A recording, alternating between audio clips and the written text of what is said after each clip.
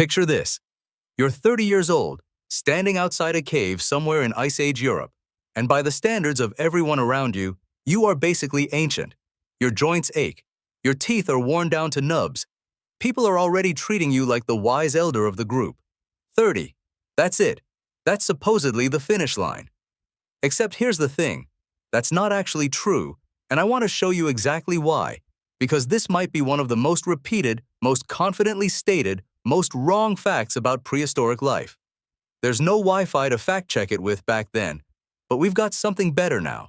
Skeletons, teeth, and decades of anthropological fieldwork.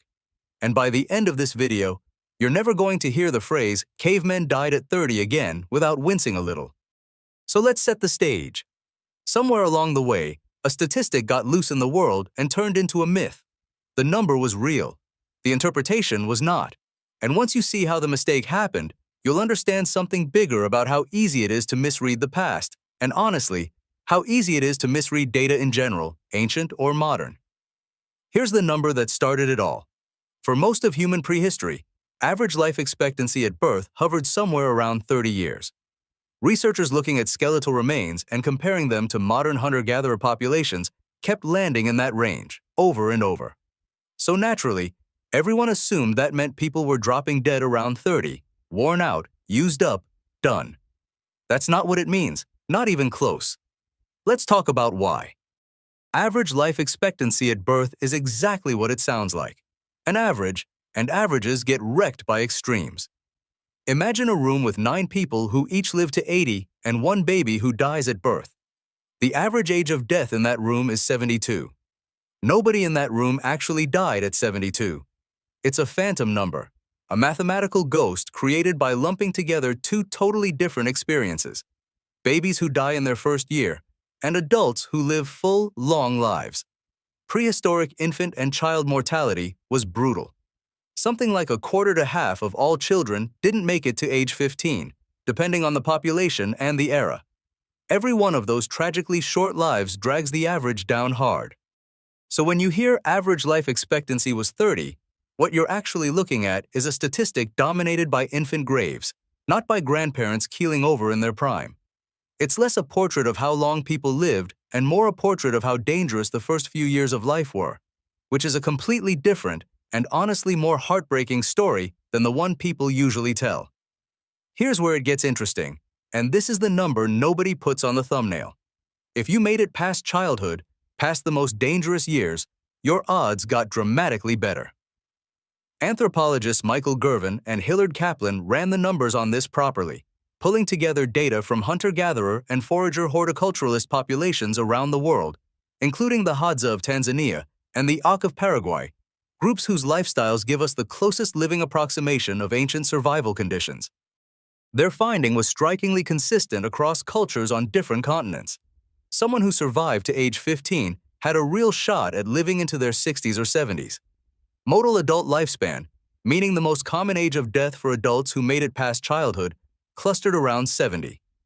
70. Let that sink in for a second, because it directly contradicts the picture of a 30-year-old hobbling around as the tribe elder. Think about your own family for a second. If you know someone who died as an infant generations back, and someone else who lived to 90, and you average those 2 ages, you get 45. That doesn't mean either of them lived to 45. It just means math doesn't care about individual stories, only totals. That's the trap people fall into with prehistoric life expectancy, and once you see it, you can't unsee it. Now, let's talk about how we actually know old people existed in deep prehistory, because bones don't lie, even when headlines do. This is where the archaeology gets genuinely moving. At La Chapelle-aux-Saints in France, a Neanderthal skeleton was discovered back in 1908, and reanalysis of his remains, particularly work associated with paleoanthropologist Erich Trinkhaus, showed something remarkable. This individual had severe arthritis, had lost most of his teeth, had healed fractures, and had clearly been unable to fend fully for himself for a stretch of time before he died. And yet he lived. Somebody fed him. Somebody looked after him. That's not a fluke of preservation. That's evidence of care, of a group choosing to keep an injured elderly member alive well past the point where he could contribute to the hunt. Try explaining that with a Survival of the fittest, no mercy caricature of prehistoric life. It doesn't fit. Compassion is older than agriculture, and La Chapelle isn't a lone case. At Shanidar Cave in northern Iraq, excavations turned up the remains of a Neanderthal man, now known as Shanidar I, who lived somewhere around 45 to 50,000 years ago. This man was blind in one eye, had a withered, likely amputated right arm, and showed signs of hearing loss. By any reasonable measure, he should have died young, unable to hunt, unable to fully defend himself. Instead, he survived for years, possibly decades, with those injuries. Someone cut his food. Someone guided him around the landscape. That's not survival of the fittest in the ruthless, cutthroat sense people love to imagine when they picture the Stone Age. That's a community deciding a damaged member was still worth keeping around. Honestly, it says something a little humbling about them, and maybe about us too. Let's lighten the mood again for a second, because I promise this video isn't just skeletons and grief. Think about what it actually took to reach old age back then, logistically. No dentists, which meant that by 50 you were probably working with a mouth full of worn down, cracked, or missing teeth, and somebody in your group had likely figured out how to pre-chew or mash tougher foods for you, an ancient, slightly gross version of a soft food diet. No reading glasses, so as your eyesight faded, you leaned harder on memory, on knowing the landscape so intimately you didn't need to see every detail to navigate it. No painkillers beyond whatever plants your community had learned, through generations of trial and error, actually worked. Getting old in the Paleolithic wasn't comfortable, but it also wasn't rare. And it wasn't a medical miracle. It was just life, managed collectively, the way a lot of hard things got handled back then. Let's pause and address the skeptic in the room, because I can already hear the objection. Doesn't the small number of ancient skeletons we've found mean we're working off a tiny, unreliable sample? Fair point, and it's worth taking seriously rather than brushing past it. Skeletal remains from deep prehistory are rare, fragmentary, and biased toward whatever conditions happen to preserve bone well. We genuinely can't know the exact lifespan distribution of, say, a specific band of Homo sapiens 40,000 years ago with statistical certainty. But here's why the broader conclusion still holds up. It's not resting on one lucky skeleton. It's resting on a convergence of evidence, comparative data from dozens of living hunter-gatherer societies studied directly by anthropologists in the field, skeletal analysis across multiple sites and time periods, and dental records that can be read almost like tree rings. When independent lines of evidence from completely different methods keep pointing the same direction, that's about as solid as prehistory gets. Speaking of teeth, let's talk about one of the cleverest pieces of detective work in this whole field. Paleoanthropologist Rachel Caspari, working with colleague Sang-Hee Lee, studied the ratio of older to younger adults in the fossil record by examining wear patterns on molars, essentially reading age off teeth the way you'd read growth rings off a tree stump. Their research, published in the mid-2000s, tracked this ratio across different phases of human evolution and found something striking. Starting around 30 to 24,000 years ago, in the Upper Paleolithic, there was a dramatic spike in the number of individuals living well past their reproductive years. Grandparents, in other words, became far more common. That's not a coincidence. Anthropologist Kristen Hawkes has spent years developing what's known as the grandmother hypothesis, the idea that older women who stopped reproducing but stayed active in the group provided huge value by helping gather food and care for grandchildren, freeing up mothers to have more children sooner. An extra pair of experienced hands, someone who already knew where the good tubers were, which berries were poisonous, how to keep a fire alive through a bad night. That knowledge had value. Value that kept people alive long enough to pass it on. Let's lighten the mood for a second and talk about the most famous elderly-ish prehistoric guy we've got. Ötzi the Iceman, found frozen in the Alps in 1991, dead for roughly 5,300 years by the time hikers stumbled on him. Ötzi was somewhere between 45 and 50 when he died, which, for context, put him solidly into middle age for his time, not some impossible outlier. He had arthritis in his joints, evidence of past injuries, and a stomach full of his last meal, which researchers were later able to reconstruct almost course by course. He wasn't murdered because he was old and useless, by the way. Analysis of an arrowhead lodged in his shoulder suggests he was killed, possibly in some kind of conflict or ambush, which is its own dark story. But the point stands. A man in his late 40s, walking around the mountains, functioning, surviving 5,000 years ago. Not exactly the frail 30-year-old crone of popular imagination. Here's where the story widens out a bit, because this same statistical trap doesn't stop at the Stone Age. People say the exact same thing about medieval Europe. People only lived to 30 back then. Same myth, same math, different millennium. Medieval life expectancy at birth really was low, again largely because of catastrophic child mortality, plague outbreaks, and, once you're counting large populations, wars. But historical records from medieval England show that a man who survived to 21, avoiding the early gauntlet of childhood disease, could expect on average to live into his 60s. Kings, monks, and merchants who show up in tax and church records regularly live to 70 and beyond. The math trick is identical whether you're talking about Cro-Magnon hunters or medieval farmers. Babies dying young drag the average down so hard that it swallows the adults who lived long, full lives right next to them. Once you know to look for this pattern, you start noticing it everywhere in pop history, and it's honestly a little satisfying to catch. Now here's the part that deserves real care, because this is where things get genuinely heavy rather than just myth-busting fun. If people could live into their 60s and 70s, what was actually killing everyone else along the way? The honest answer is brutal and unglamorous. Childbirth was catastrophically dangerous for both mother and infant, with no antibiotics, no sterile tools, and no way to manage complications like breech births or hemorrhaging. Infectious disease picked off children relentlessly, since immune systems in the first few years of life are fragile even now. And back then, there was no way to treat something as simple as a bacterial infection that today gets cleared up with a prescription. Violence was a real cause of death too, whether from conflict between groups or, more mundanely, from accidents.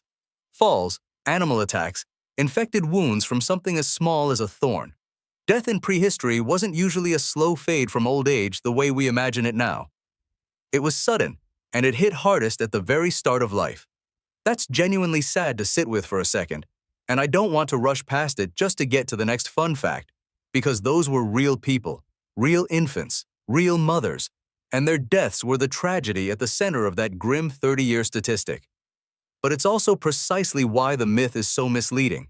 It takes a story about babies and turns it into a story about worn-out, prematurely ancient adults, and that erases the actual adults who lived long, capable lives right alongside that hardship.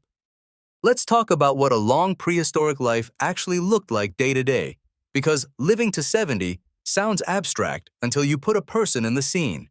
Among groups like the Hadza today, elders don't retire to a chair. Research by Kristen Hawkes and others observing Hadza foraging patterns found that older women, well past menopause, were consistently among the most productive foragers in the entire group, spending long hours digging tubers and gathering food, often outproducing younger women who were busy nursing infants. That's not a nostalgic guess about the past. That's a documented pattern in a living population whose subsistence lifestyle closely mirrors ancient conditions. Old age, in this world, wasn't retirement. It was a shift in role, from primary hunter or prime forager to teacher, caretaker, and walking encyclopedia of survival knowledge. Picture a grandmother who has spent 60 years learning exactly which patch of ground holds tubers even in a drought year, which mushroom will make you sick and which one won't, how to read a cloud formation before anyone else notices the weather turning. That's not a soft, ceremonial kind of value. That's the difference between a group eating this week or not. If you want a modern comparison, think of the senior engineer at a company who doesn't write as much code anymore, but is the only person who remembers why the whole system was built a certain way, and everyone quietly relies on them to keep the place from falling apart.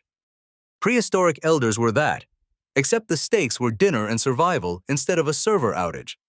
Anthropologist James Suzman, who has spent years studying the Ju/hoansi people of the Kalahari, has written about how oral tradition, storytelling, and accumulated ecological knowledge functioned almost like an ancient internet, a way of transmitting decades of hard-won survival information without a single written word, and elders were the servers that whole system ran on. Here's a fact that should really mess with your sense of scale for a second. Humans are strange among primates.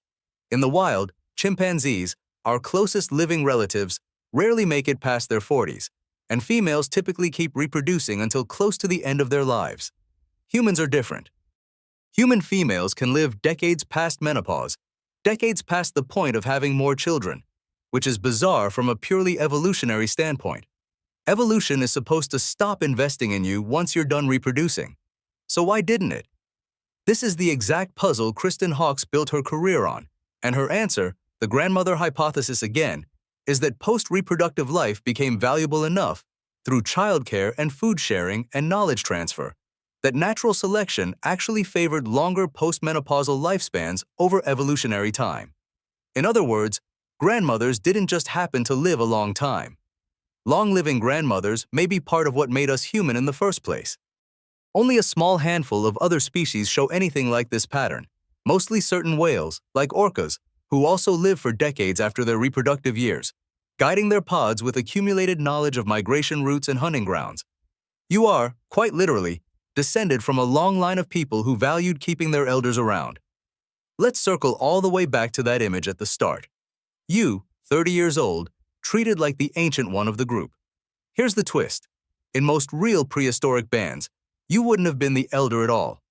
You'd have been squarely in your prime, one of the most physically capable hunters or foragers in the entire camp, with a genuine chance of still being alive and useful decades later, teaching your grandchildren which plants to avoid and which ones could save their lives in a bad winter. The 30-year-old wasn't the finish line. The 30-year-old was just getting started. So the next time you see a meme or a documentary narrator, or honestly, a textbook, casually toss out, "Back then, people died at 30, you'll know exactly what's hiding behind that number.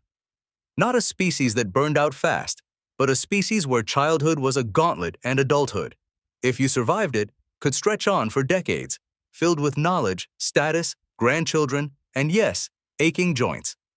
We live in a world now where we can look at that same statistic, life expectancy at birth, and it still gets misread constantly, just about different things. Global life expectancy averages get dragged down by regions with high infant mortality, the same exact math trick, just running in real time instead of buried in the fossil record.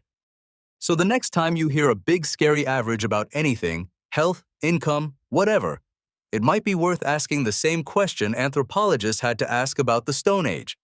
What's actually hiding inside that number?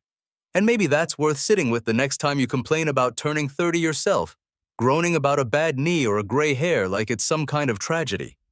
Somewhere, an actual prehistoric human, arthritis and all, missing half his teeth, probably nursing some old injury from a hunt gone sideways decades earlier, would have looked at you, at your unbroken teeth and your unbroken bones and your ready access to a chair, and thought, "Kid, you're just getting started.